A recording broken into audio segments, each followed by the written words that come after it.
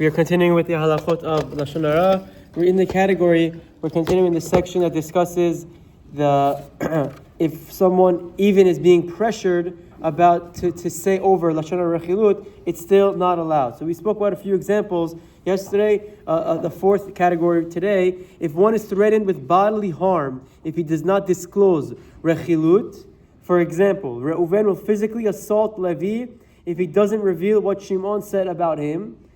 Then there is an opinion that it might be permitted for Levi to divulge information to not protect himself from getting hurt. Again, the whole premise here is even if someone's being pressured and you're getting pressured to reveal and speak negatively about someone else, the halacha is still strict. The Chafetz Chaim says the only exception is obviously if someone is going to assault you or God forbid hurt you. This isn't Lashon Hara is not one of the cardinal sins that you have to take the blunt and not do it. So the Chafetz Chaim says that in that example, it would be maybe perhaps permissible to protect yourself and your loved ones to say over Rechilut. Similarly, regarding Lashon Hara, some said that one may lie in order to avoid transgressing Lashon Hara or to lessen the severity of Lashon Hara when he's permitted to speak.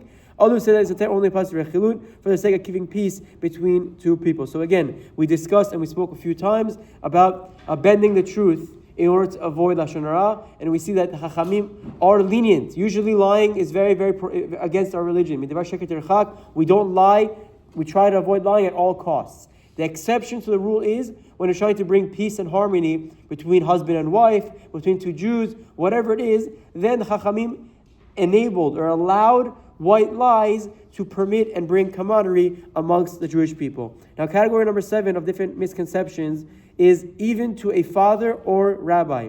If one's father or rabbi, whom he is required to fear and honor, again, we re-emphasize the significance of kibud avim. If a parent asks a child for Lashon Hara or for Rechilut, asks him permission, and he knows that this will lead to Lashon Hara or even avak Lashon Hara, the Chafetz Chaim says that it's forbidden for him to acquiesce and give over that information. Now the Chafetz Chaim goes at length, and for the sake of time, we won't get into it, but he explains that even if the halacha is that a son can't say Lashon Hara to his parent, it doesn't mean that the kibud avim is lacking. The kibud avim still exists, and it still must be very meticulous and careful how the son reacts. Just because a parent, we're all human, just because a parent, God forbid, slips up in an element like Lashon Hara, it doesn't now enable the son to ignore the element of kibud.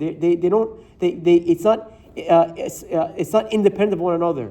The parent is still his parent. He still has an obligation to respect and honor him, but he has to be mindful how he does so without transgressing prohibition of Lashon Hara. We'll wrap up with you today. We'll have a wonderful day. Chazaku Baruch.